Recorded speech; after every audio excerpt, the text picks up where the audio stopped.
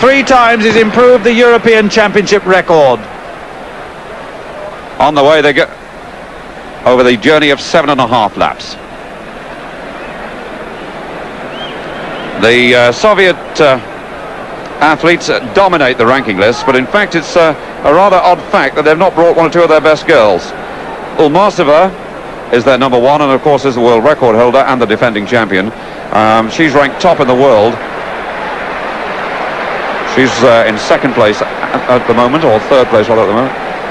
It's looking through there. That's Sipatova, who's only ranked number 5, by the way, in the Soviet Union, who's taken the lead. They've not brought Bogina or Guskova, who are ranked above her, or Zakharova is not here as well. So they've obviously made their own judgments, not on the basis of times at all. Brendan Foster. That's right, but I think we've got some class runners at the front, and they're almost already splitting into 2 groups. It's the Eastern Bloc athletes who are so strong, and the Western athletes who, you know, they're more cautious about their training. They're more sort of amateurs, really. They train after work and before work, and they've really got a job to do out here, because in these championship races where the top women in the world... Sipatova leading, and the other Soviet girl there, Podzniakova, in 2nd place.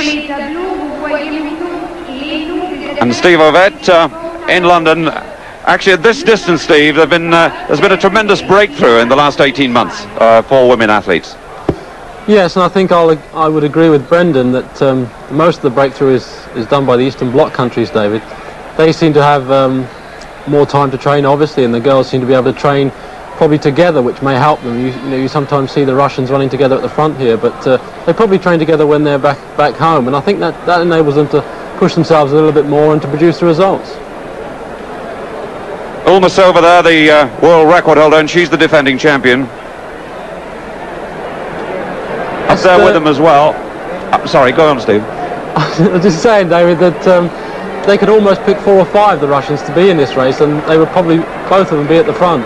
So they've got quite a depth, really. Podzniakova and Sipatova right up there. Also there is Possamai of Italy. Just looking back through the field, trying to find Debbie Peel, but she's finding this early pace very fast indeed, and she's next to the back. They set off with a 65-second lap. They've gone through 800 in 2:16, so they're on schedule for something in the region of the low 3rd positions. That was a 70-second lap, so they've gone through 3 laps in 3 minutes 26 seconds. To the Soviet girl, she's in 4th place.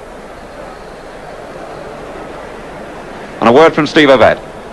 I think an interesting point, David, to mention here is the way that the women run differently from the men.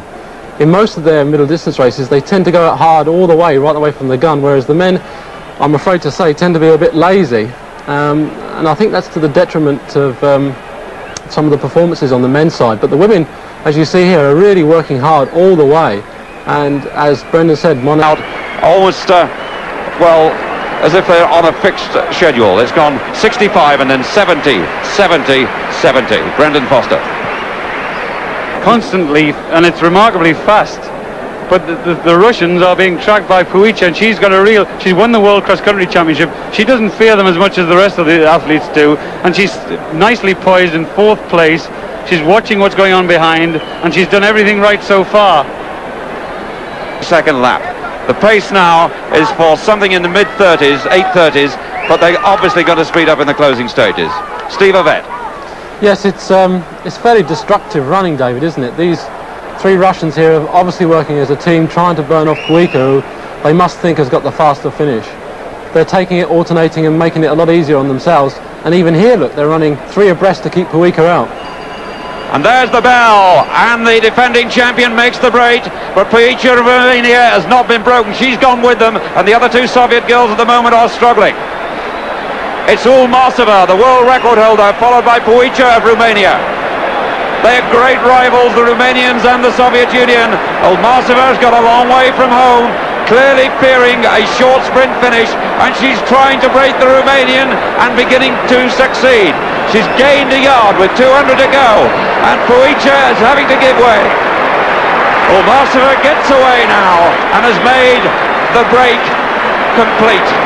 The defending champion from the Soviet Union is away and clear.